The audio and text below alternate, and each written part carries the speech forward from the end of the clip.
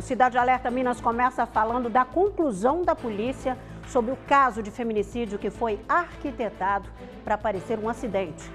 Essa história, que parece de cinema, aconteceu em dezembro e você vai se lembrar bem. Olha, tudo começou quando um carro passou pelo posto de pedágio em Itaúna.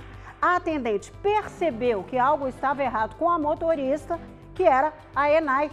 Era nítido que ela estava desfalecida e quem dirigia do banco do passageiro era o Alisson, então companheiro da Enay. Ele foi questionado pela atendente se estaria tudo bem. Aí ele disse, não, tá tudo bem, vou seguir viagem. Ela até chegou a oferecer ajuda. E ele falou, vou parar ali, mas foi para frente. 9 minutos depois, o carro se envolveu em um acidente e ali, Enay foi dada como morta. Mas as coisas começaram a ser desvendadas horas depois, pouco antes do velório dela. A polícia foi acionada e, por meio das imagens levadas pelo irmão dela, as investigações começaram. Alisson foi preso durante o velório da Enay. Hoje, durante uma entrevista coletiva, os delegados passaram todos os detalhes. O histórico desse casal, a violência que ela já vinha sofrendo, até o acidente para esconder o feminicídio. Olha, eu vou te contar que das coisas que eu já vi e ouvi, quase não dá para acreditar no que esse homem fez, tá? Vamos ver a reportagem do Gabriel Rodrigues.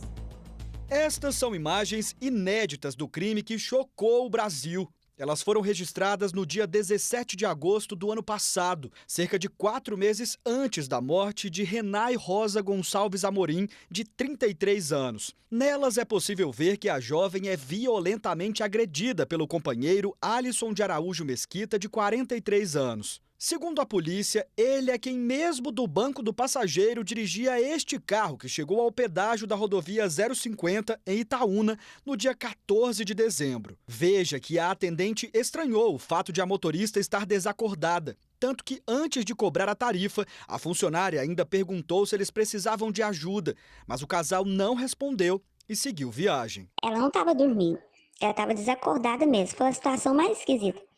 O homem veio, ele estava segurando o volante e ela ia para frente, ele puxava ela para trás, ela estava com o cabelo todo na cara, estava desacordada, a roupa dela estava meio desabotoada, tudo atrapalhado. Ele estava suando muito, até estava com o rosto todo molhado. Parecia que ele tinha um arranhãozinho assim no rosto.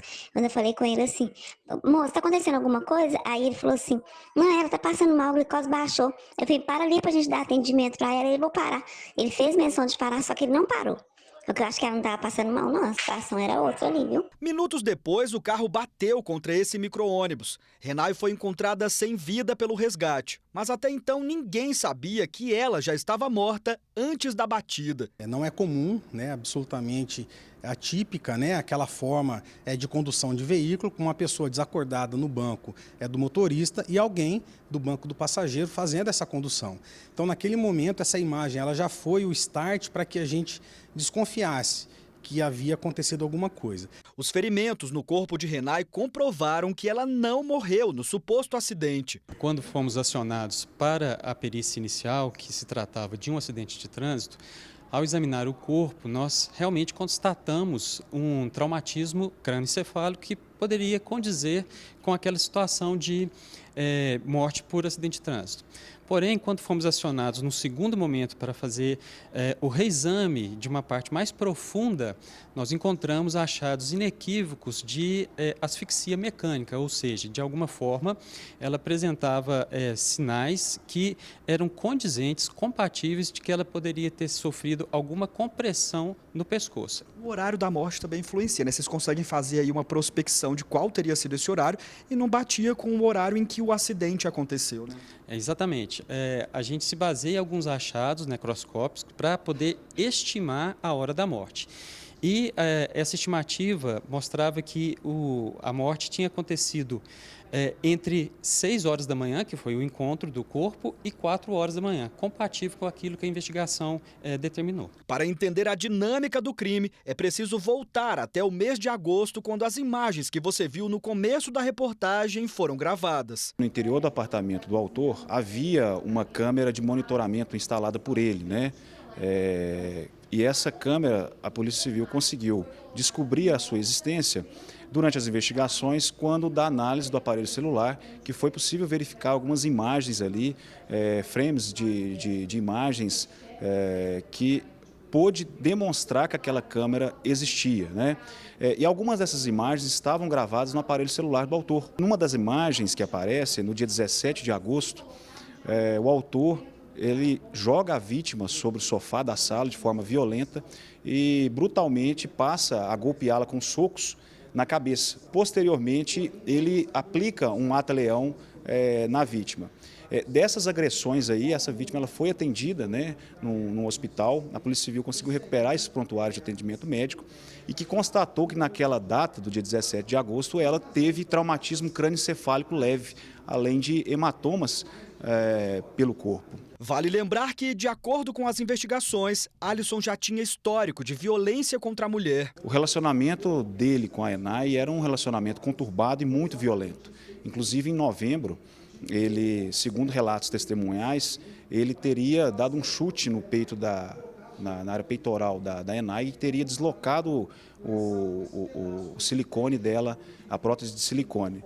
Além disso, né, nos relacionamentos anteriores, houve registros de ocorrências contra ele, né, por violência doméstica. Inclusive, ainda está em vigor uma medida protetiva contra ele, feita pela sua ex-cunhada. No dia das agressões que terminaram com a morte de Renay, Alisson tentou apagar as imagens das câmeras de monitoramento do apartamento. Essa câmera, ela fazia prints, né, de imagens, frames, e armazenava automaticamente no aparelho celular do autor. E essas imagens foram recuperadas pela Polícia Civil. Nelas demonstram, no dia 13, né, o autor, ele sobre a vítima, num colchão estendido ali na sala, ele sobre ela deitada no colchão, ele sobre ela com as mãos em direção ao pescoço, isso no dia 13. E no dia 14 foi captada a imagem dele desligando essas câmeras após o acidente, que foi às 3 horas e 36 minutos do dia 14, portanto, logo após o acidente que teria acontecido às 6 horas da manhã. E acredite, ele chegou a pesquisar na internet sobre o que fazer com o corpo de Renay. Buscando sobre acidentes veiculares com vítima fatal, né, baixando arquivos de jurisprudência sobre fatos semelhantes. E também baixou arquivos relacionados à medicina legal, né? Principalmente ali ele focou na questão dos fenômenos imediatos à morte relacionados à asfixia. A polícia refez os passos de Alisson durante o crime. Este trecho das câmeras internas do prédio mostram ele levando o corpo de Renay para o carro. As imagens que o prédio tinha, né, o circuito interno de segurança, o acesso dessas imagens era feito única e exclusivamente pelo autor, que ele era o síndico do prédio, né? Eram câmeras que eram mal posicionadas, tinham vários pontos cegos, né? E as gravações, né, de certa forma, elas não eram constantes, elas eram gravações por movimento. Então ele tinha acesso a isso e sabia onde poderia ali captar alguma imagem ou não. São mais de 300 horas de análise de filmagens que foi feito pela equipe. Às 4h49, né, capta o exato momento em que ele aparece em um descompasso do andar natural, como se estivesse mancando, né, mas puxando algo pesado, né, e no canto da imagem conseguiu captar ali, né, a mão da vítima. Dentro do veículo, após o acidente, não foi encontrado nenhum objeto de peso que pudesse justificar ele estar carregando outra coisa senão o corpo da vítima. Alisson tentou apagar essas imagens, mas sem sucesso. O equipamento de um edifício ao lado também registrou a saída dele do local, dirigindo o carro mesmo estando no banco do passageiro. Que captou o momento que o veículo deixa a garagem. O veículo possuía, isso filmes, né, o que dificultou um pouco ali a verificação interna do veículo, mas do lado do passageiro, a janela estava aberta, por isso foi possível verificar que era Alisson, o autor, que estava no banco do passageiro, e dá para verificar num lance o braço esquerdo dele indo em direção ao volante, fazendo a manipulação do volante, direcionando o veículo. Então, foi possível comprovar ali que foi o Alisson saindo, dirigindo o veículo, mesmo que do banco do passageiro, e com a vítima já posicionada no banco do motorista, morta. Daí pra frente a história você já conhece. Eles passaram pelo pedágio e pouco depois aconteceu a batida. Renai foi dada como morta como vítima de acidente de trânsito. Mas ainda durante o velório dela, a verdadeira história foi descoberta e Alisson acabou preso. O autor, no momento da prisão, ele estava no velório, próximo ao caixão, não ofereceu resistência, né? Talvez porque ele sabia que poderia acontecer aquilo, e foi direcionado imediatamente à delegacia, onde foi efetuada sua prisão em flagrante. Durante o processo de investigação, a polícia descobriu ainda que ele voltou ao apartamento depois do crime. Neste vídeo, ele aparece no elevador com uma tipóia no braço, indo supostamente esconder as provas do assassinato. Ele fala que ele se deu alta do hospital. Logo após, ele volta para Belo Horizonte, foi para o seu apartamento. O prontuário de atendimento médico dele do hospital de Itaúna ficou sobre a mesa lá, né? Esse prontuário foi apreendido no dia da perícia no local, que comprova que ele esteve lá, né?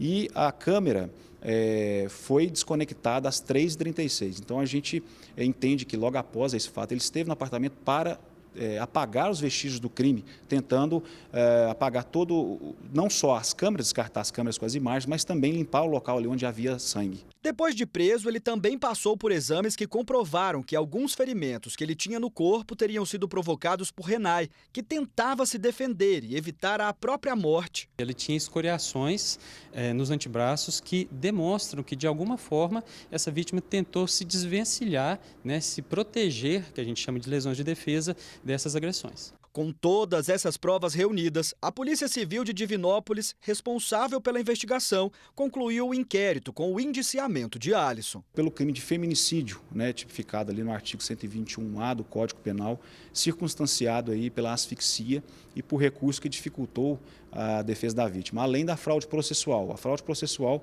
pelo fato de ele ter adulterado a cena do crime, retirando o corpo ali do lugar, simulado o acidente de veículo para ocultar o feminicídio anteriormente praticado e por ter retornado ali ao apartamento para descartar as provas do crime.